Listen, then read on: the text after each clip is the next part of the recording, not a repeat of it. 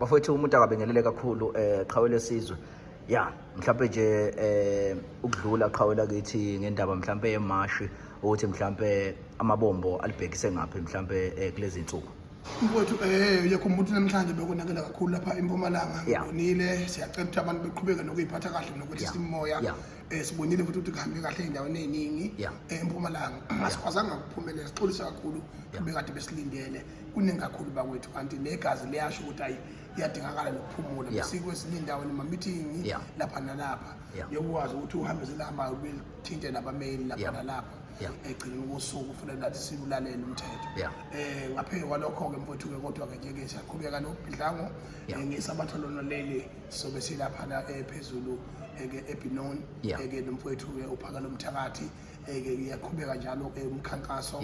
bamhlangano nezinduna siqhubeka siphambili bese kuphinde futhi ke ngomsobuluko ke impela ke futhi ke siphinde sikhala futhi lapha eDurban igoli impela zogijima lonke ke neTheku ne-Eastern Cape impela ko City of Gompo ke sobe sikhona maduzane nje somamize sibuyela nini silungise izwe lethu nase Cape Town siyaya naseMpumalanga futhi siyaya naseLimpopo futhi siyabeka khona ko-North West yonke indawo sithi uMsouth Africa akasokume alulele ngokwakhe ngoba what is here in South Africa belongs to South Africans.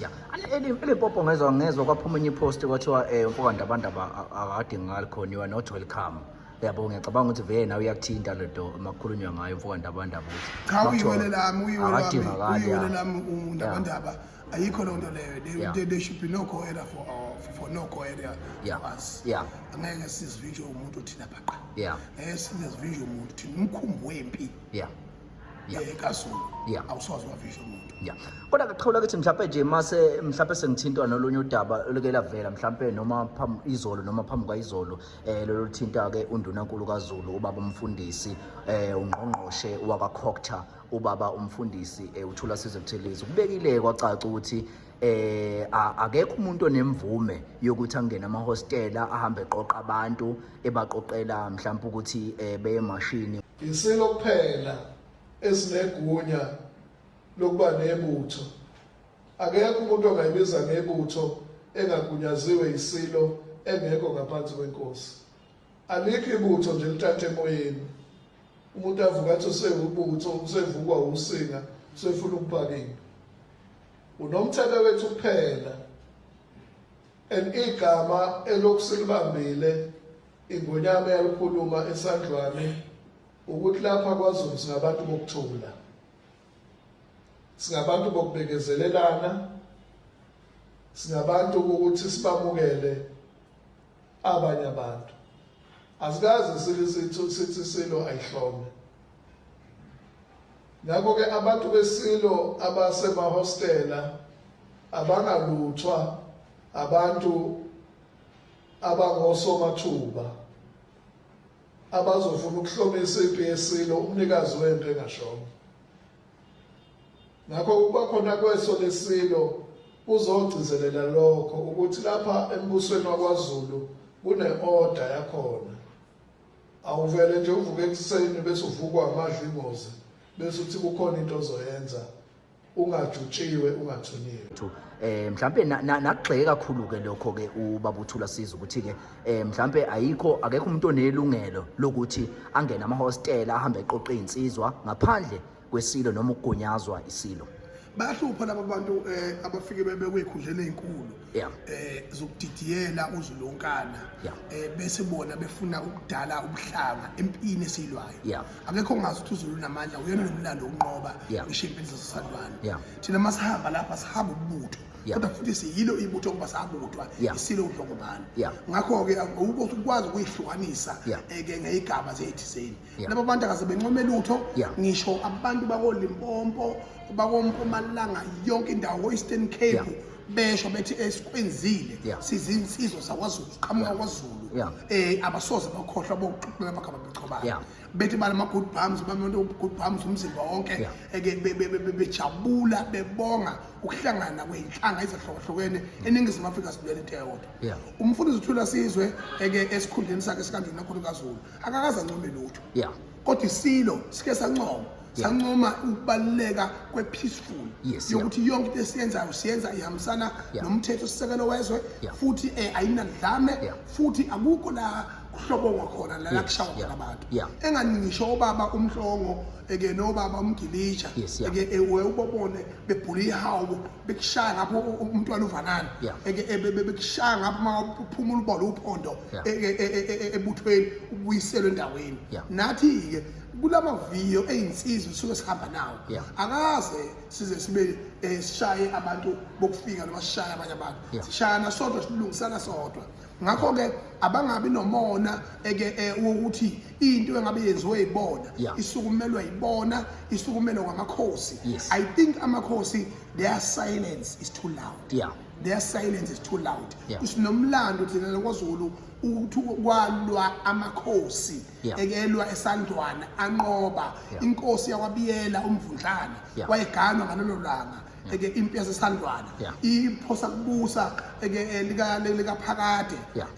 ugaba ngaye uyadela ngoba wabona ukubamba kwempungu neSandwana wafanelayo ngoba wayehlonzwe njengoba zoba inkosi elandelayo wafika wasala khona eSandwana. Ngakho-ke nalapha-ke umvundlana kwakuwulanga lomqhanguzo wakhe eganwa kodwa wathi ngeke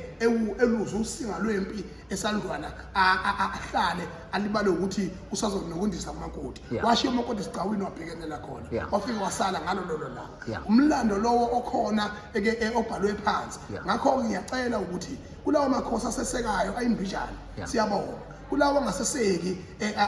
ngicela ukwamangalela koyisemkhulu babo ukuthi akayiqalazi ihlalo zawo yokuthi ngempela lahlele khona ngempela akumele yini okuyinhloso onqangi yobukhosi na noma wona asehleli nje ahlonipha uhulumeni ekavuka ekuseni awubambe queue njengesalokazi siyohola impesheni kuyicala ngoba kunamakhosi amanye lapho aregulated avinjiwe uhulumeni esiyazi ukuthi iziphiya engabe sigijima nawo ngisho amamashini asikwazi ukungawacula thina amaculo awubugagu bakwaZulu futhi asikwazi ukungavunuli ngoba iyona imvunulo esinayo asikwazi ubuZulu bethu nobugagu bethu nobuqhawe bethu asiceli umuntu bafela okhokho bethu eSandwana. Ngakho-ke angazami ukuhlukanisa uZulu phakathi kunabantu baleko Limpopo abathi into eyenziwe uphakela umthakathi nongizwe umculo iyo uZulu uyohlonishwa more than 1,000 years to come. Okuyinto ebalekile ngoba njengamanje abafowethu laba bakufika base-Afrika siyahloniphana kakhulu nabo awukwazi usizwe sithi vu ngendaba yabafowethu baseSwazini ngoba akukho igebenga iqhamuka eSwazini akukho njani bayingxenye ye-map of South Africa futhi kodwa uma kukhona isigebenga esiqhamukayo khona naso futhi singekho emthethweni fanele siboshwe naseLusuthu ngokunjalo sizwile nje nabanye abantu lapha bezama ukuxova izwe bekhuluma ukuthi umuntu okhuluma isiSuthu uzobulawa nalento eshiwo lamanyala elaliqembu le-EFF ezothi umfana lo olimale ebugebengwini ngokucaciswa kwamaphoyisa bese bezothi lowo muntu lowo ubulawe umasha kwabantu because there are a lot of criminals and political agendas are going to hide in this matter that we are fighting for. Therefore ngithi-ke mina umfundisi Thula Sizwe kade ngayisho mina yabona into yabatshazwa uhlanya yabona uhlanya kethwele uyinhlanhla kwaZulu yabona uhlanya malokhu limkhombile umuntu ukuthi akalungile ngempela uThula Sizwe akalungile kwangafanele abuyele esikhundleni sokuba undunankulu kaZulu. Ngakho-ke ngisho ngonyama yethu kuyomele ihamba isilalele ekuthenini vele abanikazi besihlalo abantu abaseduzane kwesihlalo ababukayo ukuthi kwenzakalani izenzo zakhe nangendlela ayiphethe ngayo ungayifanisa nomfazi ofebileyo. Umfazi ofebileyo akakulula ukuthi umxolele uze wembathe ingubo yedwa na usuku nosuku kepha ubekwa lapha nje aqhubeke nezinto aqhubeka nazo zeceke ngoba akalahla. Ngakho-ke naye uThula Sizwe akenzi kahle uzamile ukuxova yonke into lezi ncwadi boyibone ephithisa nje egcwele lapha ephithisa egcwele lapha nje uThula Sizwe njengoba bethu bengazazi uyazazi uxova indlu enkulu uxova uZulu namanje ke lento oyenzayo ke mfana wami ngiyakutshela mina ngizokucela kumuntu mina ukutshela iqiniso lonke neqiniso lodwa thula sizuyabheda ubulela uZulu ubulela uhulumeni wakwaZulu Natal ubulele isihlalo esikhulu esihlonishwayo esahlala umntwana ophinda angene ukuba undunankulu kaZulu uphusha i-political agenda. You are very good as a politician but not as a prime minister of the Zulu nation as well as a member of the royal household because unolimo olupovayo. Mina kade ngasho ukuthi mina ngikwesabi angizokucela kumuntu uyasibhedela mina nophakela umthakathi ngithi mina niyahlupha ngoba nina nifananise nomuntu yalokele ngisubasket ethi khona kuphethe kanti ubasket awusenalutho kade inkukhu zidlula umgagazo sekusinda ngebasket ujulukusa ubasket mahala aniphethe abantu nina uncontrol the narrative nina uncontrol the loot and control layo lezi insizwe isemahostela bonke abantu abaconcerned abafana nathi abanegapho njengathi so ijomba ngeke kwayinduna lezo umazi ingahambisani nesimo sokubeka ngoba nathi sinamalungelo as ama South African citizen ayikho induna engakuvimbe ilungelo lakho njenge South African citizen ilokho ethi landela umthetho ucela ukuthi uyahlopheka ikusiza ngani angithi siyahola zona namakhosi ayahola msana ukudlala ngathi bafowethu njengamanje wonke umuntu weSouth Africa akasukume alwele izwe lakhe akhohlwe izimphongolo lezi zikahulumeni othula sizwe uyabheda hayi qhawela kithi mhlambe umuntu akabonga qhawela sizwe hayi kunzima kakhulu qhawe kunzima kakhulu qhawe